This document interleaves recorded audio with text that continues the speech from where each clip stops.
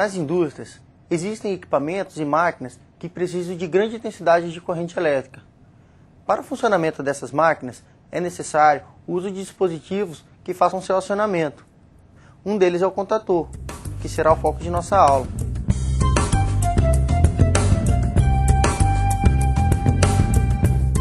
O contator é um dispositivo de manobra eletromecânico, acionado magneticamente, que permite comandar grande intensidade de corrente por meio de um circuito auxiliar de baixa intensidade.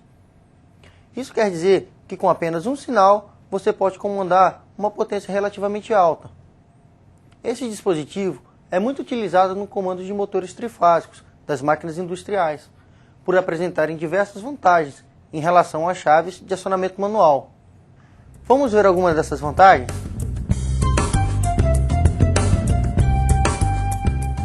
Um dos motivos para que as indústrias utilizam tanto o contator é a flexibilidade com relação ao comando, ou seja, você não precisa estar exatamente no local para acionar o contator.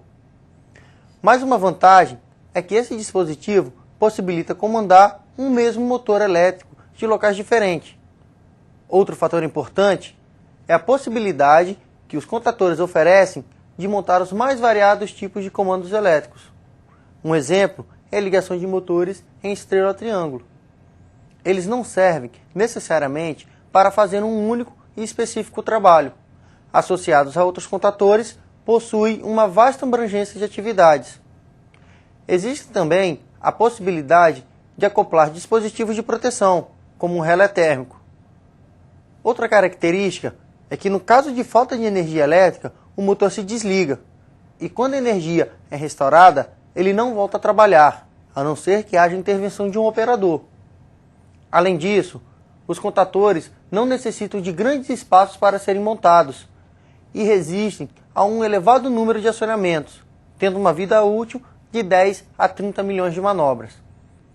Ainda assim, algumas peças podem ser substituídas, sem a necessidade de ser feita a troca de todo o contator. Vamos ver quais são as partes que constituem o contator? Os contatores são formados por um grande número de peças. Nós vamos separá-las para explicar pequenos detalhes que não podem passar despercebidos.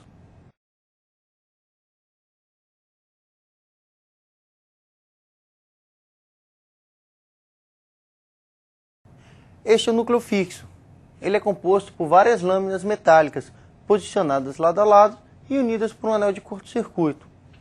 Este anel serve para travar as lâminas e evitar as vibrações causadas pelo campo magnético, gerada pela bobina, que fica alojada no núcleo fixo. A bobina é um conjunto de espiras que, ao receber uma tensão, gera um campo magnético.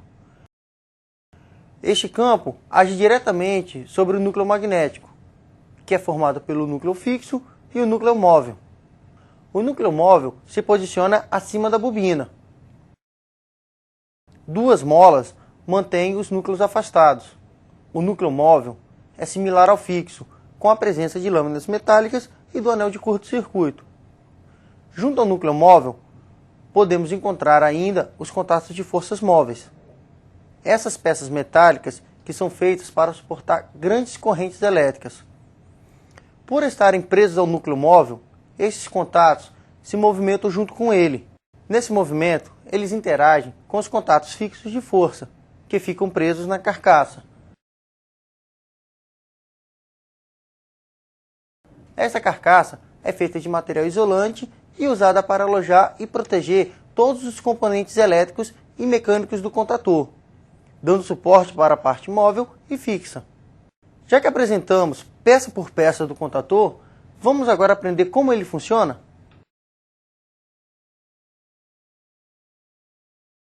A alimentação do contator pode ser feita através de corrente alternada ou corrente contínua.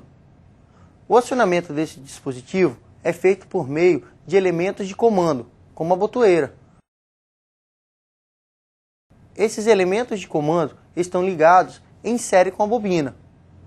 A bobina pode ser considerada o coração do contator, pois atua na principal atividade realizada internamente para o funcionamento desse dispositivo.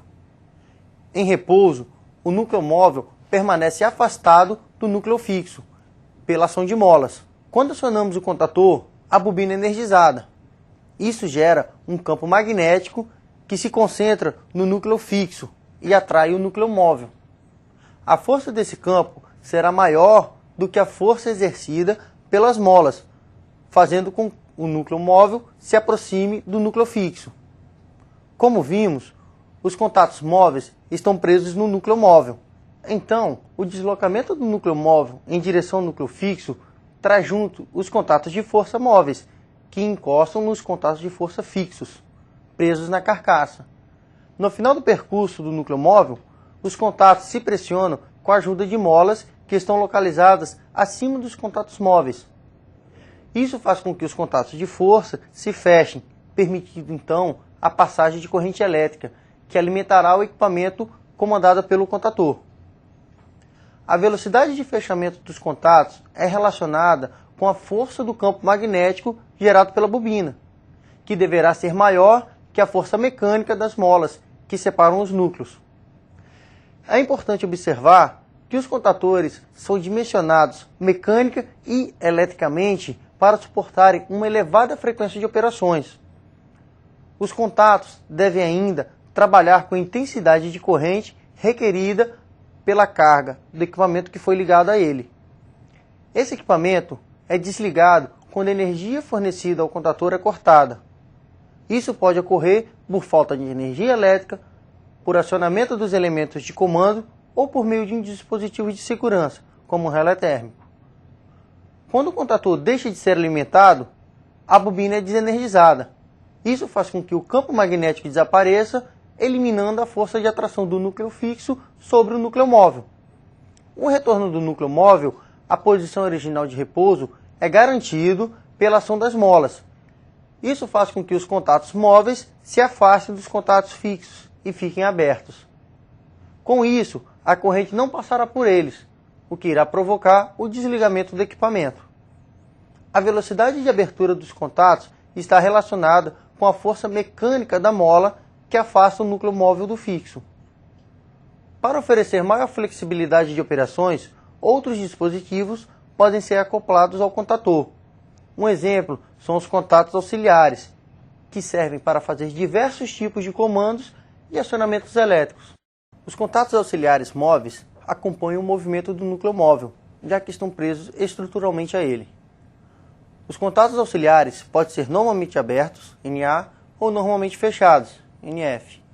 Assim, quando o núcleo móvel do contator é atraído, os contatos normalmente abertos se fecham e os contatos normalmente fechados se abrem.